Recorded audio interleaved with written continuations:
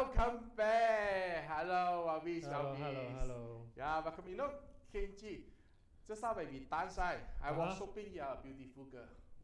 I'm a beautiful girl? Yeah. You know why? Why? I'm going to hold your hand and dance. Dance but together. You are man, I'm okay. Sorry, you have do my own dance. Next, do you notice something is missing? Someone is missing? Who? Kitti? You still remember her? Okay.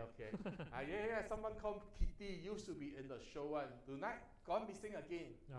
Maybe right. Maybe because it's our show, right? She's going to retirement. Starting her retirement life right now. Okay. Earn enough already lah. Can plan for retirement already. So I'm not sure she is retired or being retired by the producer. So by the way, if you are new to our channel, right? Hello and welcome. And don't forget about Kitti. You will see her if she's after her retirement life. So if you are returning, also welcome, Mavis, and thank you for coming back with us. So if you are new, remember to hit the like button and subscribe to our channel. So as I said today, title is very interesting. Just like Kitti, we talk about a lot of people. Chinese call 退休或被退休，退休或者被退休 Cantonese Hong Kong style talking, is it? So any idea what is the difference? Okay, retirement sounds exciting and something looks forward to. Being retired is like something like have some 怨气 or not satisfied for the retirement. I think the differences is retirement is something that you already plan for a long time and then you already prepare for the retirement life. Yes. But I think being retired is maybe you are not prepared for the retirement life, and then maybe you are it's some sort like to me, I see the title a bit also interesting. It's like retirement sounds like something very happy, right?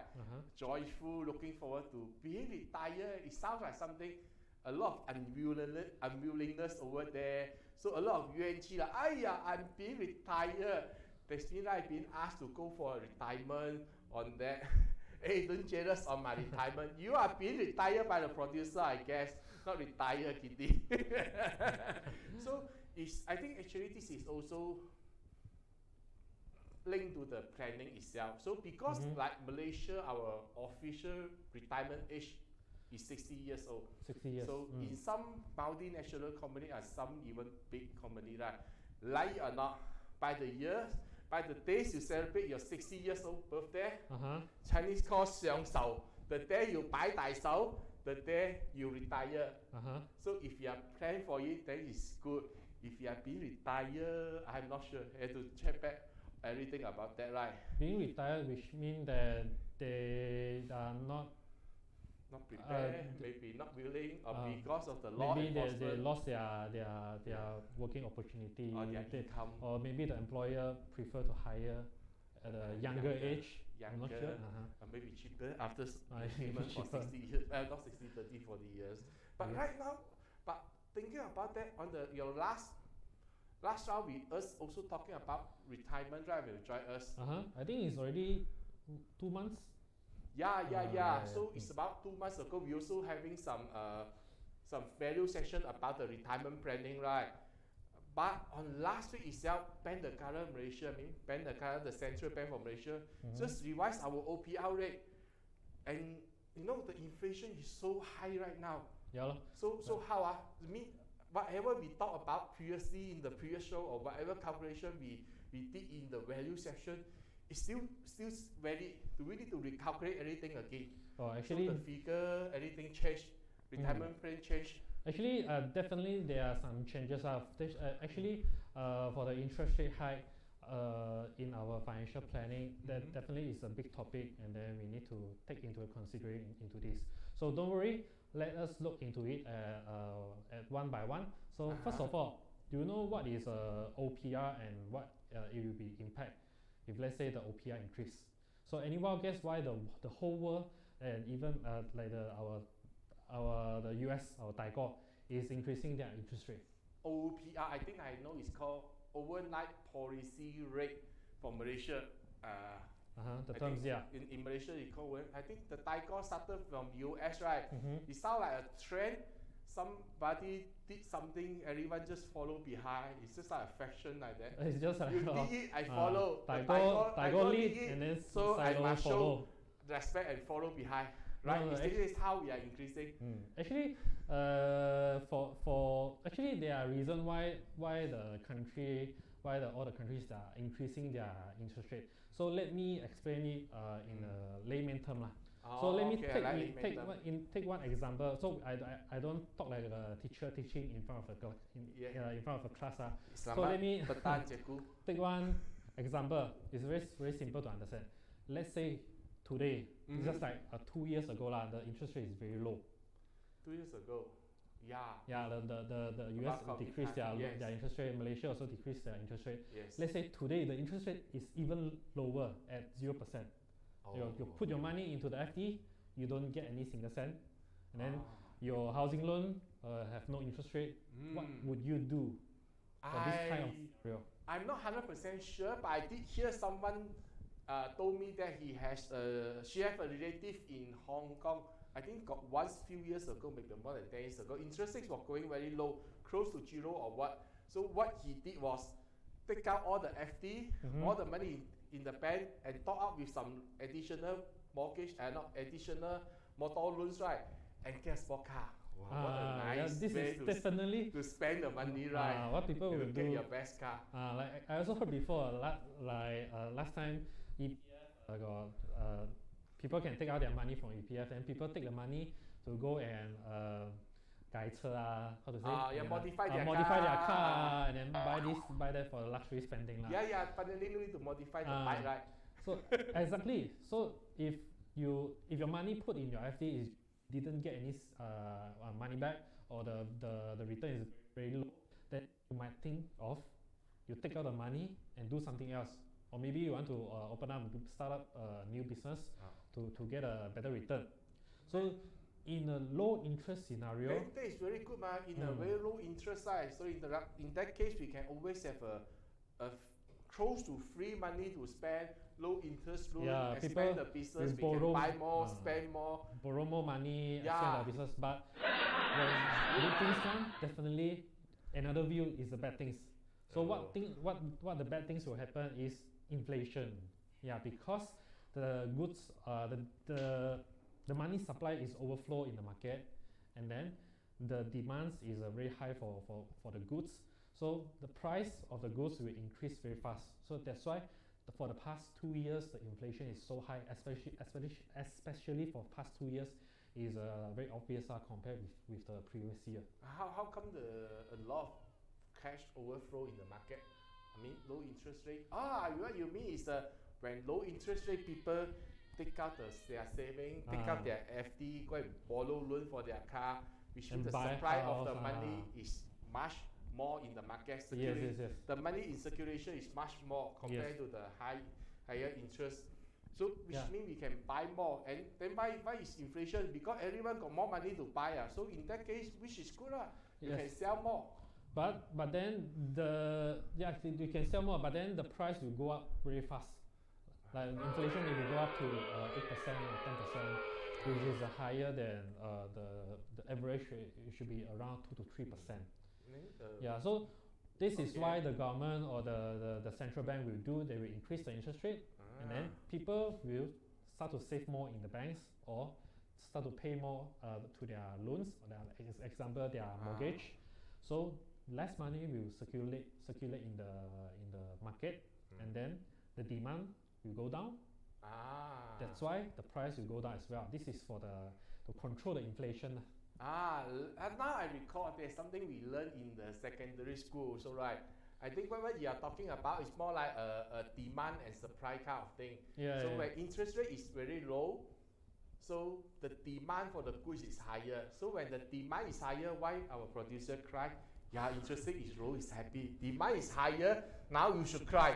Because demand is higher, the supply is less, right? It's causing the price to increase. Everyone rushing for the same thing. Like I even hear Rolex is out of stock for months. People cannot get it. All those are really good because too many money supply. So the price is going up. 30-40% of all Yeah, those yeah, luxury correct. goods.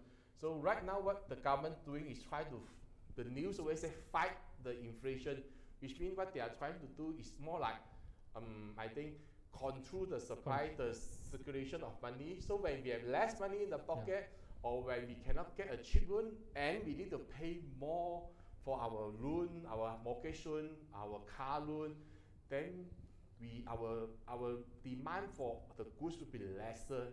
In that case, right, very cute cat. In that case, I pass it. In that case, right, I look at the wrong screen. In that case, right, so the supply will be lesser. So when the the demand will be less. So the supply will have an excessive supply. The price may drop.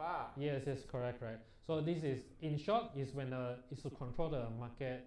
I can say it's market temperature. When the market is too hot, they increase interest rate to cool down the market. When the market is too quiet, like example like COVID, they decrease the interest rate. They give you more money, take out the EPF money to boost up the market. That's how they control it. But in that case, actually, I mean, if you talk about inflation, the increment of food, is it pretty simple? I mean, the hawker or the restaurant normally they increase the price by 50 cents, 10 cents, 1 ringgit, 2 ringgit, 5 ringgit, 20%, 30%. Quite easy for us to do calculation, right? But how about on the so-called OPR? It sounds a bit complicated when you talk about 0.25% OPR, right? And we are having a 300,000, 500,000 loan, right? How we really know that?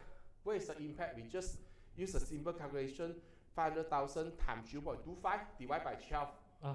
Actually, if you want to calculate how much interest that will be charged extra, it's just as simple as that. You just need to, example, let's say currently your interest rate is 4%. Yes. And then increase by 0.25, you just times off your outstanding balance, let's say it's 100,000. Okay. You times 0.25%. This is the extra interest that already revised. So it per year is about how much? 250 ringgit per year. This is the additional interest you need to pay. 100,000. Okay. Per year for every 100,000. Okay. So let's say if your outstanding balance is 500,000, then it will be 1,250 ringgit. Sounds a lot. For a year. Sounds a lot, Yes. for only 0.5%. And this year we already increased 2 times, which is 0.5%. But looking at that, right, if we do the simple multiplication, multiply on that 0.25%, right? Because our loan formula is slightly different, right? For a house loan, after let's say 100,000, after I pay for this month, the next month they will recalculate with the 90 over 1,000. Then it will be 90 over 1,000. It will not be fixed at about 250 ringgit per year. Is equivalent to about 20 ringgit per month, right? Yeah, actually the interest calculation is already fixed. But then the installment that you have to pay is different. Is depending on the how much tenure left, which is you have to pay for how many years left. So because every people have a different cases. So today I already I already compile one Excel file. So Angel, you can open up the Excel file. So this Excel file, I can give you a rough idea. This is a calculation on your mortgage. So example. Press screen. Black screen. Okay, ready. But example, this position I can see myself right now. In this picture, you can see here the outstanding balance is 500k. Yes. Okay, and then the term here is left 30 years.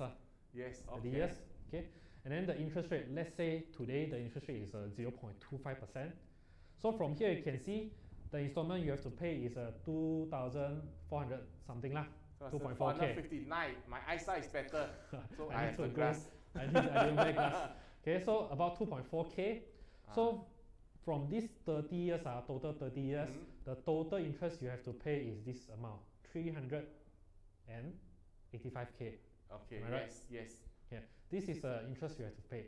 So let's say today the OPR is increased by 0.25%. So Angel, the 4.25 you change it to 4.5.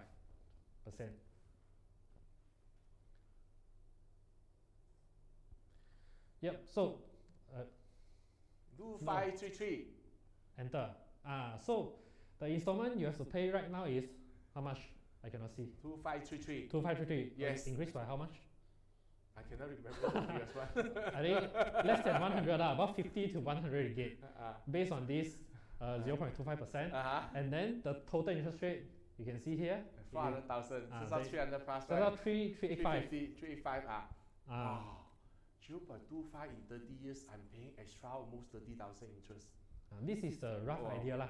You can have a rough estimation that if let's say, example, your mortgage is 250,000, and then you have a rough estimation how much more you need to pay lah. 50 to about 50, 80 like 50 to 80 ringgit range, right? Because just up here, see what 2459. Yeah, at least you know about 70 ringgit how it will impact you in your monthly spending expenses. Okay. You know what, Kenji? To serve our retiree, who is Kitti Chan, because she likes shortcut. Shortcut, okay. She will not have the patience to key in one by one, I tell you. You ask her to do this, right? She will say, "Aiya, very tedious, I have to key so many things, how? This is what is going to happen, you know. Okay. To serve her purpose, right? Actually, I also created a shortcut for this thing also, I think. Okay. So from what is also a high estimation from what I did, right? So I'm more like targeting a younger couple, right? Those have bought their house, let's say, for on the past 5 to 10 years, which means likely when we are young, the time 20 over years old, we will take a 30 to 35 years of loan. Loan tenure 30 to 35 years. So if we pay back off, already pay for 5 to 10 years, right? Which means we remain about 25 to 30 years. So what I did, the calculation is quite simple. For every 100,000 of loan you took, right, with the bank during your purchase time, right, you need to pay additional 12 ringgit. Which means, let's say we have a for every 0.25%. For every 0.25% increase. Okay. Which means, let's say the couple, the lady bought 500,000, take a 500,000 loan about 5 years ago. So 5 times 12, so she's likely need to pay about 60 plus ringgit extra.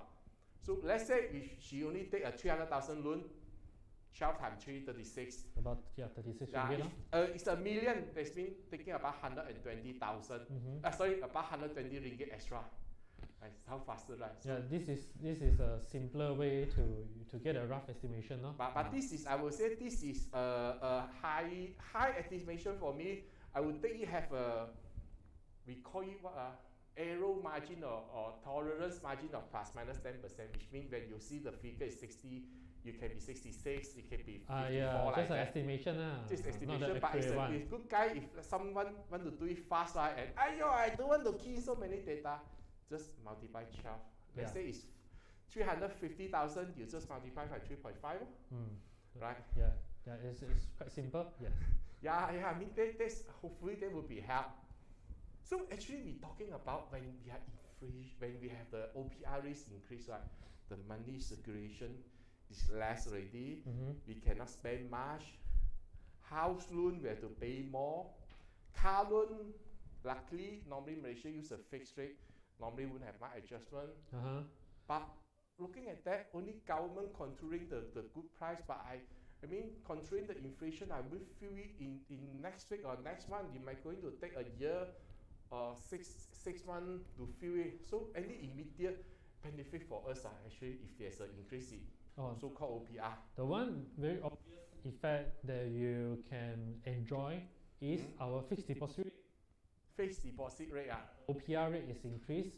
That means your FD rate is increased as well. But normally, OPR increase 0.25, FD also 0.25. Every 1,000 ringgit, we're talking about 250. 10,000 ringgit, 25 ringgit.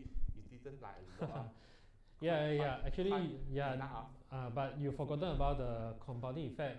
Yeah, this is actually help encourage people to save more after the interest rate is increased. So the more you save, the more compounding effect. I mean, the higher the interest, and then the more compounding effect you can enjoy lah. So you know a way to do it, right? Yeah. Another shortcut. Last time I shared before on the calculator. I think our producer can project the simple calculator out. This time I'm not going to use my phone. Just use a simple computer calculator, right? Compounding effect. Let's say the 0.25%, right? Let's say if we compound for 10 years, what is going to happen? Let's say assume we got a 50,000 loan. So 50,000 times, we just want to talk about the 0.25 effect, right? No, you need to add it into the total interest. Otherwise, it will be not accurate. I mean, you just need to time 1.0025. 1.0025. 1.0025. So this is 2.5%, 0.25%, right? So you just press equal, right? You will got 0.25 in a year. You got about 125 ringgit more lah. Yeah, but let's say we're talking about compound. You just press the equal one more time. We will have a compound effect. You see, we got 30 cents extra. After 1 year, we got a compounding effect. Not very attractive, right?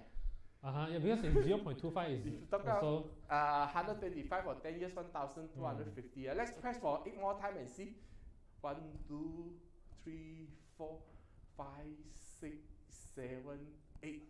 Actually, only additional about 100 ringgit plus right in the FD. Additional. By right, we are expecting 1,250 Additional 9 ringgit, No, additional 14.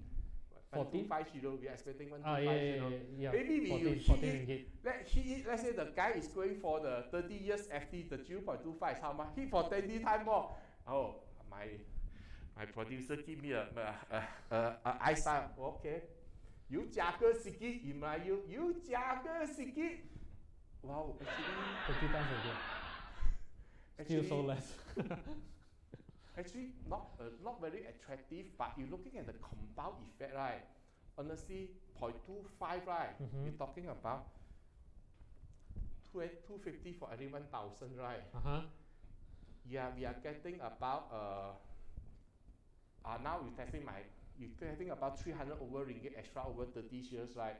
Which I think not very impressive, but I can see that the multiply effect. Yeah, there's an effect, but this is only based on 0.25. Yes. But the Bank Negara Malaysia, they still will continue to increase. Yes. As I observe. Yeah, like for this year itself already increased 0.5 in total. Yeah. Which we are getting about, in 30 years we are talking about additional 300-400 ringgit. Yeah. Because the compound of the compound, if there's another 0.25 or 0.5 coming in, right? We will be, I mean, over 30 years, we may be talking about additional 1,000-2,000 ringgit, right? And then actually for retiree, especially for Kitti, in a high interest environment is better for her, because for retiree they don't actually borrow money, or they don't actually spend a lot of money. They will save more in the banks. Yeah. So the higher the interest rate, the better the return they will get. Yeah, which is true. I did hear some ape and auntie said they are living based on their FD, not a fancy type, 100,000-200,000. Luckily, they didn't being spammed away by all those spammer. So when the interest is really low, they're really getting 2,000-3,000, 2,500-3,000 a year, compared to the pre-pandemic they're getting 3,000-4,000. I did hear, they said, now only got 2,000-3,000. Last time I getting 4,000-5,000 ringgit per year, which is also good for them. Yeah, actually it's good for retiree. Yeah, also because compounding effect. Also, let's say if going for investment, then maybe we are talking about 0.25. Let's say we have an investment, we typically talking about 8 to 9%, right? 8 to 10% possibility, which means the compounding effect would be huge, right? Would be a couple of 100,000 extra. right? Yeah. So of course, for our investment is a compounding effect. Of course, the loss also will be it will be compounded. Yeah, when compounding up, it compounding up, it going down also compounding down. Let's say you already invested and earned about let's say 10 times, but the market dropped 20%, you already lost 200%. Oh, because you already earned 10 times. In 10 times is 1,000% up. Drop Market still 20%, 20%, you yeah. drop 200%. Wow, that's a lot. It's compounding. Basically, it's very dangerous to invest. Actually, in investing, we always look for the long term. So let's say, let me give an example. So let's say today, this investment fund is I plan for retirement, ready for retirement. So let's say today market is not so good. Actually, everybody is making losses. I think a lot of fund negative 10 to negative 10 range, right? If you are invested in this market for this year, I think at least you are losing about 10 to 20%. Yeah, I even see some 20 over percent. Then so 20%. This is so that's why if this fund I already planned for the retirement, so I will just stay invested, or I will just do the dollar cost averaging, and ready for the retirement. Because in investment you always look for the long term, because the duration of the bear market is always shorter than the duration of the bull market. So based on the statistic, the duration for the bull market is about in 10 years is about 8 years, and then the duration for the bear market is about 1.5 to 2 years. Yeah.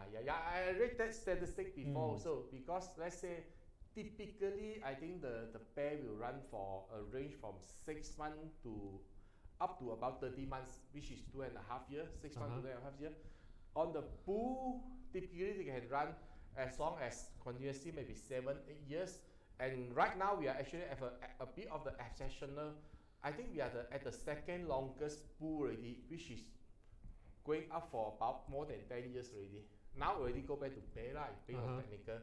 Yeah, right now it's considered going into the bear market. In the long run, we have about 2 years, 2-3 years we are expecting some negative, and about 7 and 8 years we are expecting more like positive. So that's why right now is the good time for you to slowly go into the market. But scare worry quite fearful about it. That's why you start to feeling fear, and then I should start to feel greedy. This is like what quoted by the Warren Buffett. One of the guru. When the market is fearful, then you should start to be greedy lah. But don't. My advice is don't over greedy. Invest the money if you can afford to see the negative value lah. You don't over invest, and then you cannot tahan, you cannot sleep. Yeah. Now you make me recall what is right. I like about this phrase. He said is fearful when others are greedy, and greedy when others are fearful. So typically, I mean, a lot of time when the so-called bear touching to the bottom, or I'm not sure in the middle of the bear, people start to run away. And in the investment in the share market itself, we will see a lot so-called value buy, undervalue stock, which a lot of people can accumulate. Like even those without the skill to evaluate a company, right? Because you need some skill, you need to look at a lot of data, right?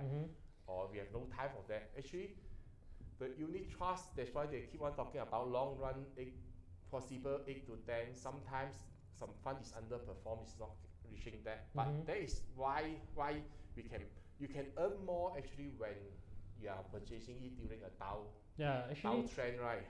Actually, no one can predict, and no one can foresee and capture the bottom of the market.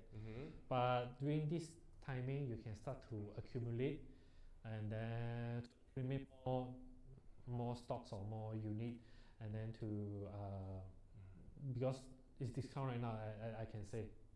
So how about the those already in the loss? Let's say those bought it on the early of the year, end of last year, typically seeing negative. Yeah, so Quite deep negative, right? I believe some of maybe your advisor already got do some switching in your portfolio. Mhm. So let's say maybe a few months back, your advisor helped you switch to your fund into money market or into the bond fund.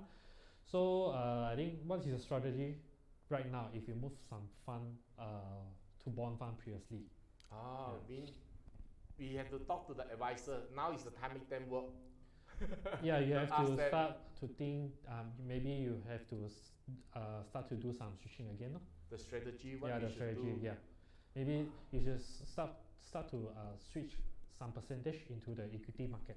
If my advisor hiding, Hiding. come to me, we got negative a lot, negative 10-20%. Just call him. I believe the advisor is very professional. They will help you to solve this problem. Yeah. Okay. Maybe that's why there's the reason they call advisor, right? So this job is to advise where is the next move and also let you know what is happening to the markets, right? Yeah. So because it's how we plan also. I would say downturn for now a bit quite unavoidable. Worldwide is running in this manner on the negative fund. Talk to your advisor because they can always advise you on what to do next. If they are unable to do so, you may need to think of what to do next to your advisor. Fair to say, right? If they don't know what to do to your fund, you have to think what to do to your advisor already, right? So then a lot of things happening on this, the money, all those things is quite worrying, right? On the money platform, on retirement, quite stressful, you know. How to say? Quite stressful, you know. Wow, downturn the time my investment figure now impact already. Actually, like myself, I also my portfolio also in loss. So what I do is you just delete the apps. Don't look at it. Okay, focus on your work. Yeah, just focus on your work. Things. I mean, 雨过天晴. It definitely will be okay. 雨过天晴. Definitely it will be okay one. 雨過之後必有彩虹. As long There's as the rainbow after the rain. as long as you understand what you are investing, and then definitely the market is just a cycle lah. What comes out, it will go back up again. But to me, I would take it differently, honestly, because to me, this is the time I am more actively looking at all those things because. Even for fund itself, for share itself, even for property itself, now is the time to look for any bargain purchase, bargain buy, bargain sales or not. Because things drop a lot, right? Now we can start to do some analysis, right? We may not have immediately have cash to pump in, right? But we are not sure what is happening next month or next quarter or even year end when we got bonus. When we are ready, we know what is the move to average down our cost, right? And at the same time, also, I think when we talk about retirement, right, we are not only talking about numbers. I understand numbers is important, and because number and the figures, right, due to the economy cycle, right, the nature of it, right, we will always see the up and down portion of it. It's fair to say that. So when we have a sufficient duration, right, sufficient duration, I'm talking about 10, 20 years when we plan ahead, 10, 20 years ahead, right? Normally we can ride with all these recessions, inflation, or even all those bear market because our portfolio will only go stronger. If you look at all the indexes, even some of the fund, right, it will go down unavoidably. It will go down, but anyhow they normally come back much stronger after all the so-called bear, all the back storm effect. Yeah, right? as long as the time duration is long enough, definitely it will go back up again. But let's say if you are going to retire in next year, or maybe then we will not advise or not recommend to put up your money into such volatile market lah. What if the person is planning retirement for next year and started the planning last year, right? That will be really a headache.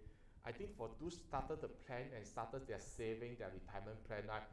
For over 10 years, let's say they have started on 2012 or 2010, something like that, 10 to 12 years ago, they should be I mean, even they drop 10-20%, they should be still quite comfortable on the retirement itself, because the pair have run for almost 11 years, now only drop for 6 months itself. Their portfolio should be very strong, as long as they continuously on the investment and do the right choice. Yeah, usually if they are invested more than 10 years, their portfolio, even though the market drops so much, but their portfolio profit is still quite okay. Can they say no feel, no feeling? The other Russell would. Still got feeling lah, but then it's still quite okay lah. So if you are painful, you guess what is the area they can look for right now? Any idea? You guess? If they are painful, what area they can look for? No sure. So to me, actually, for the retirement planning itself, right? So we're going to talk more also in our section. We're going to share more, because this is also kind of soft launch on our value section, right? We'll talk more later. A part of the figure, the technical portion of it, looking at the investment return, right? What kind of amount you need, right? Actually, we should look at what to do after retirement, because maybe a lot of people have missed out on the planning for the mentality portion of it, or the life after retirement. That's why there's something called retire and being retired, as we bring up, right? Life after retire, what I can imagine is Cao Xun, play with the grandkid, grandchild. That was nothing else can do already. Is that it sounds like the unplanned or semi-planned retirement to me? You know why? Why? You look at some of the Western countries, some people, when they really have their retirements planning well, or the knowledge, the financial literacy is there, right? They actually plan out a lot of things. Often in the news we see some old auntie, old ama, old ama, 70 years old, 80 years old, graduate from a degree, because they want to do it when they are young and they save enough for do it during their retirement. Often they will take up some hobbies. Some of them will just travel around. Even locally, I know some people, right, after they retire, their main purpose is to travel around the world, with the strong financial support in the back. This one has a very strong. Imagine you travel for 20 years. I think for retiree they don't travel so much, maybe twice per year. Depends. I mean, depends on your planning. You can always plan to be overseas long enough. Let's say I always say, what I want to plan. If the kids is migrated to overseas, right? You in this case, the elder son, you stay with them 3 months. The next daughter you stay for another 3 months. Then the younger son another 3 months. You come back from Malaysia 3 months. You are traveling nice one. In 3 different countries. In 3 different countries, right? In Italy, you just go around some other country. You're traveling around already, but make sure your kids, right, don't migrate to the same country. Then we have less fun. So this is beyond already. After that, also picking up some hobbies, right? Some people picking up piano, or some other things. Even I hear people start a business also. Because they just want to do something to spend their time, and at the same time they can get some income. The income is not the main, is not so important for them, but they just want to pass the time, start up the small business. I would take this as the 2 part: prepare and semi-prepare. If you are prepared, some people start the business or do the volunteer work or charity work, whatever, because they plan for it. This is what they want to do. Prepare and have the strong foundations, money support. Another one, like I said, because nothing to do, just open a store, just sell something to pass time, right? It's just like they are prepared, semi, but not fully. So I have the money with me, but the 60 years old start after the birthday, the 60 years old, the next day come home, look at the wife, or look at the husband. Am I going to see you 24/7 for the next 20 years? I better go and start a business to see other people. That is the prepare financially, but not prepare on the lifestyle itself, right? How about unprepared retirement life? Unprepared, unprepared, I will put it on the, some people have to take up some job. I mean, that's really something I'm not loud at, because maybe due to the younger time, the financial need, they cannot commit, or because the financial advisor is not common, financial planning is not common in the early stage 20, 30 years ago, right? They don't really plan well, so they contributed their life, their money to the family. So when they retire, right, some of the people actually have a zero saving, or just less than 100,000, like the EPF always say, 75% or 70% of the retiree will not have sufficient money to retire. That's, I would say, unprepared. And what is ended up with, they have to take up some of the post-retirement job. They have to continue work to support their life financial. Their living, their financial, to feed their own mouth, or some is the family mouth because the kids still young. So this is a bit more like unprepared to me. That's why I think planning itself is important. Whether you are young or old, you will need to plan for the retirement itself. Yeah, right. Exactly. The earlier you start to plan, the more time frame for you to get prepared for retirement. Actually, for maybe if you are at a young age, you are at example 30 years old, you think that I retire at 55 or 60 is still very long time, still very long to me. I still can enjoy my life first. But then actually time flies very fast. You think back, the COVID is already more than 2 years already. Yes, after we say open up, now we say got a new variant coming in. Yeah, the 2 years is just like blink of eyes, just gone. Yes.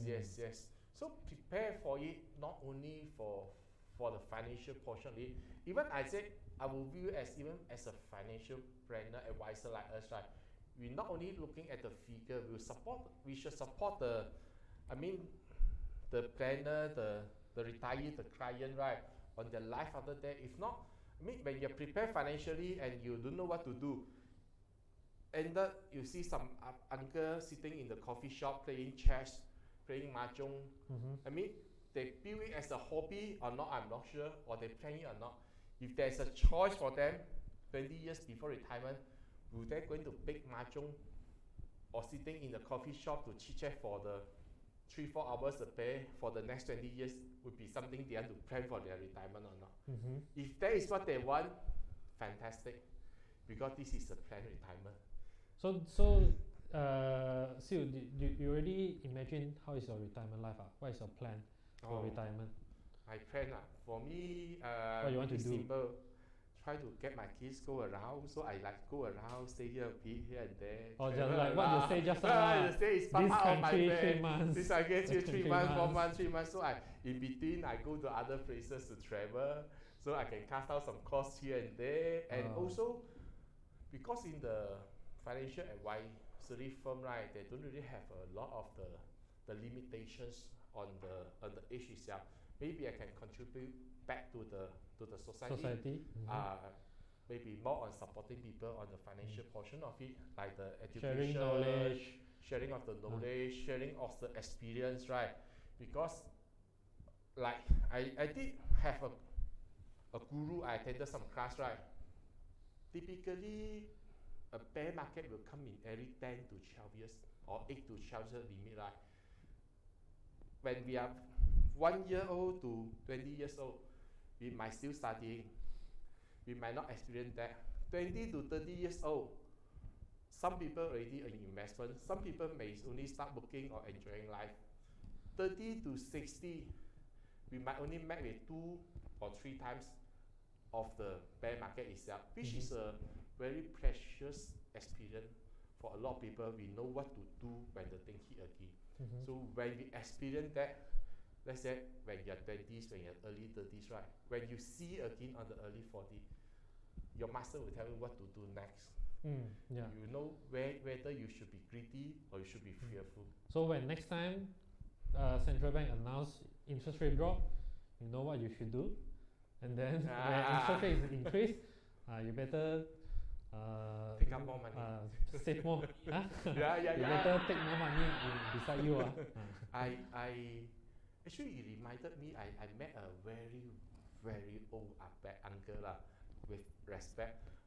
I just met him once for 10 minutes. He talked to me. You save, that time I was about 20 something. Young boy, you save as much as possible in the FD. Interest rate is low, is okay. Just keep saving until a day the market bursts, right? Take out anything, go and invest. You know the compounding effect after that. Mm-hmm. He told me that on the 5 minutes, 10 minutes conversation. After that, I never see. Looking at him, right? 70 years old, right? From the way he walked, the way he talked, right? Should be very wealthy. Then did you practice his way? Now I start to practice. Now you already start to practice. Too late. Not too late. I'm still young, okay? Human lifespan is still extending. I still got a long time to go. I can experience more. So, if for those want to plan for their retirement, right, and have no idea what to do, right, anything we can support them, you think? Plan for their again. Maybe if some people want to look more in deep in their retirement planning. Oh, okay. Then anything we can support them. We talk a lot on the retirement, and you come here also talk about retirement, right? Yeah, actually, in Cummings we will have a value section, so you can actually feel free to join our value section. We will share as much as possible, and we will dive as deep as you are willing to lah. How much is it? The value session is free. Complimentary? Yes, the value session is complimentary, right? Yeah, and then of course it will be in a Rojak language like today lah. So today a lot of English, So the main delivery language going to be English or you mean Mandarin? during the value session? Yes. I think we have two. I think Champo lah. I'm not sure. Okay, put it this way. Our main target language we're going to use would be Mandarin, and also targeting if there's a need on the English, we're going to repeat the session in the English itself. So we are talking about 2 days, 6th and 21st of August. So we have 2 sessions. So if you prefer which language you prefer more, or you prefer Rojak, we can Rojak. You want to have English, so this is how we're going to do it. 華語也不是大問題，我還可以講華語，不是很純正，講普話肯定冇問題啦，純靚係咪 ？So 如果講普話又好，講華語好，我學啲咩？2個鐘頭喎 ，complimentary 係咪你昆佢哋嘅啫？你講功課同埋華語啊，一齊。咁我學到啲咩？2個鐘頭。我2個鐘頭 ，OK。In English, so in these 2 hours, you learn about how to actually it's all about. 冇遮住我。OK。我遮你冇相關。So what is the title? 通膨。Oh, this is the title for today, right? No, this is the title. This is the poster for us. Sorry about all this. So I didn't show him the poster yet. So I just this is the first time he showed. So the title is 通膨把你淹没没有 because we are talking a lot of inflation right now, right? So what we're going to do is a time to counterattack to me. I mean, we talk about just now when we talk about fearful when other is fearful when other is greedy, greedy when other is fearful. Now the market itself, I feel some fear coming up. So if we want to be greedy, how? Greedy, how to be greedy? You need a lot of where you simply go to the casino, back in all your money, consider greedy also, right? Greedy with no fear. That's greedy with no brains, I think. No fear at all. So this is the time we want to share more about on the planning itself, on the retirement planning itself. So that's why we come up with this value session on the 2 hours, right? We will guarantee you are going to take some value home. Yes. For sure, there's something more after that. But for these 2 hours, we're going to give you value. You're going to learn a few things I would think is quite important. Which is definitely we will cover retirement planning, and then we will cover how to restructure your portfolio and then fight against the inflation. How to fight the high interest rate, the high inflation, and then of course we will cover actually more on financial planning, your personal financial planning in terms of your cash flow, and then your risk management. And then what else? Yeah, it's in the overall itself when we keep on talking about retirement itself, you need to accumulate money. How much is enough? 1 million, 2 million, 5 million, 10 million. Is different person to person. If you want a Ferrari after retirement, you may need a multiple of millions. If you just need a simple life, that's a different. Or if you need to travel overseas around the world every year for the next 20 years, the budgeting will be different. So what we're going to do on the workshop itself, we're going to support you to use some simple way, right, which will allow you to have an estimation of the amount you need during your retirement, like how much you need to accumulate from now until you're 60 years old, or you want to retire 55, how much the number is for you to last until maybe 80 years old, 90 years old. So we will prepare the calculator for them, right? And even EPF, right? Interestingly, EPF, I would say, sometimes you say enough, not enough, right? But have you imagined, let's say we are 40 years old right now, or 35 right now, right? How much would be your EPF saving when you reach 60? Going to reach a couple of million or couple 100,000 only, or just few thousand? You have no clue about that. We also prepare some calculator, right? Allow you to estimate how much would be your EPF amount, which can support on your retirement itself. So you know what is the gap you need to build in between. Yeah, so talk about planning for retirement, and then for this is actually his whole thing is about financial planning. You have to talk about insurance also, right? We will touch a little bit about on it because in the financial planning, every aspect is very important. So first of all, we will start on we will talk a bit on the cash flow management, and then we talk a bit on your expenses and on your commitment. I see the link is out, the link to register for the event. So you can always click on the link itself. So you can click on the link, you can register for our complimentary section, 2-hour complimentary section, either on the 6th or the 21st. Even insurance, right? Honestly, on and off, some people are buying sufficient and enough, which is very good. But sometimes I do see people over-insure. I mean, for myself, I do have friends, right, paying 3,000-4,000 premium every month, right? Then they surrender their policy after 2 years. That is a typical example I always see, which is over-insured. So you're going to cover with us also, right? How much we need to be covered for us, right? Yeah, and then we will also talk about, like, is it insurance good products for plan for our retirement? Yeah, we will touch about this topic as well. Yeah, but kind of, because the purpose of insurance is not making people rich. You just want to support your family if anything happen. How much is considered sufficient, and what is the difference you can go for the building your wealth for your retirement? And when you register via our link, right, the link is actually only showing in the Facebook Live right now. For the YouTube, you are watching us on the YouTube channel right now. You just go to the description itself. The same link is being posted over there. So you just click over there, then you can register with us on the link. You just go to the comment box. So our team have put in the link into the comment box. So from there you can register for this 2-hour complimentary section, right? Okay. Anything to add? Do you feel excited to prepare this event? Definitely. How excited are you? How excited? How excited am I? I don't know how. No words can describe how excited am I. So actually, what you want to achieve? Me free, you know. Your time is not cheap. Ask you to do a financial planning costing 2,000-3,000. No, why you do it for a complimentary section? Joking.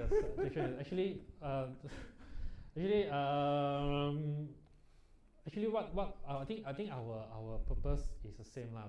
We actually like to share this kind of knowledge to the public. This is what we are keep doing for so long, and then we are doing it consistently lah. Yes, which is true. I mean, the reason I work with Kitti also, we have a same value. We like to share. We like to share the knowledge itself, because sometimes knowledge can be not cheap. Why it can be not cheap? Looking at the course I attend, right, some of this, the course fee is quite expensive, and even financial planning itself, you're going to go for the whole course with the exam fees all in, you're going to take about 2 years and costing about 10,000 around that amount, around that area. So we are trying to compress it to pick up something useful. I hope we can help more people, right? At least we can trigger some seed in our participant, right, to start their financial planning on their own, or at least they know what they want to do after they go back, how to look at their overall net worth statement, their cash flow, how they can cut out certain unnecessary expenses to squeeze out the money to prepare for their retirement. And then how to plan for and calculate how much funds you need to prepare for retirement, and then a lot of things we will cover in the value section. Yeah. Okay, I think that's all we can cover for today, right? And we talk a lot over here, and also actually I hope that our audience, our wowbies, have gained some insight on the retirement planning and the retirement information you share with us today. Right. Yeah, so it's never too early or too late to start. No, yeah, the key right. is to begin your wealth journey now.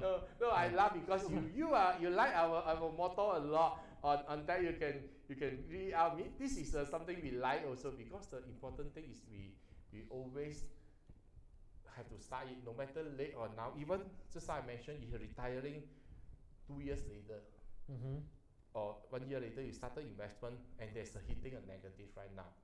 That is the time you need to plan the most, because time is limited. You want to see how to kick in the recovery plan for us. So once we have the recovery plan now, then we know what we can do, how to secure the thing after that. So with that, I would say we're going to end the show tonight. And thank you to be our co-host again.